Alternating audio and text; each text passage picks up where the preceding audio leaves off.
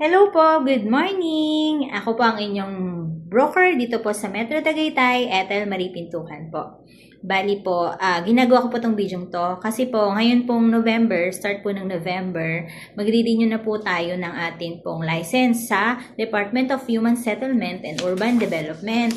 So, ayun po, ngayong November po, pwede na po tayo mag-renew ng ating pong license sa for 2026. So, i-discuss ko po sa inyo kung ano yung mga requirements na kailangan nyo pong alam at dalhin pag po magpupunta po kayo dito sa Region 4A po ang iba po sa NCR. So, ito po ang mga requirements na kailangan nyong dalhin.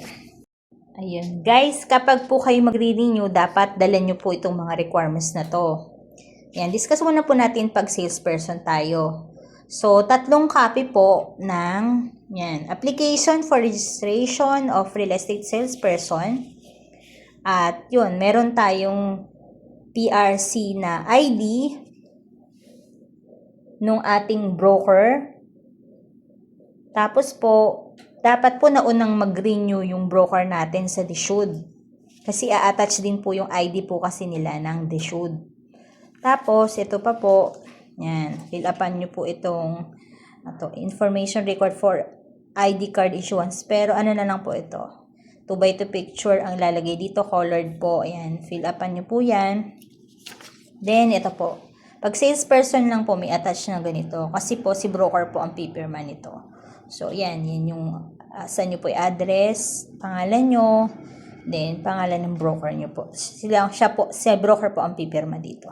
Overprinted name ni broker. Then, yung broker nyo po, dapat kuha na po ng ng list of salesperson under broker kasi hiningi po yun ng DSUD. Aside dun sa naunang mag-renew yung broker nyo. Then, yung pong ating cash ban. Ito pong cash ban, kung halimbawa yearly po kayo nagbabayad ng cash ban, o surety ban, dalawang klase po kasi yun. Surety ban po, yun, yung every year kayong magbabayad. Pero kung kayo ay naka-cash ban po, na po yung lifetime po yun. Kapag salesperson po, 1,000 po yun, lifetime na. Hindi ko lang po sure kung magkano ngayon sa salesperson kapag yung surety ban yung gagamitin. So, marami naman po tayong mga napapkuhan, si Mr. Ban. Yun po, magtanong lang po kayo sa broker nyo. Then, sa broker naman po, ang kailangan po natin, ito po, application po ng registration for real estate broker. 3 copy din po. Photocopy po ng kanilang PRC ID. Yung COR po, hinihingi din.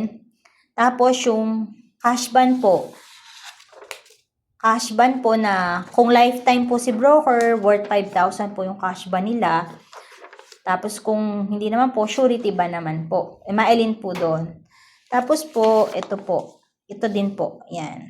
2x2 picture na 2 pieces. Then ito fill upan po ni broker. Then dapat po ninyo either broker or salesperson kung renew na po kayo. Dala nyo po yung old ID nyo ng 2025. Papalitan po nila ng sticker yun. So, yun po, kung may nakalimutan po ako or gusto nyo po ng clarification, pwede kayong mag-PM sa akin. Yun po, God bless po, bye-bye.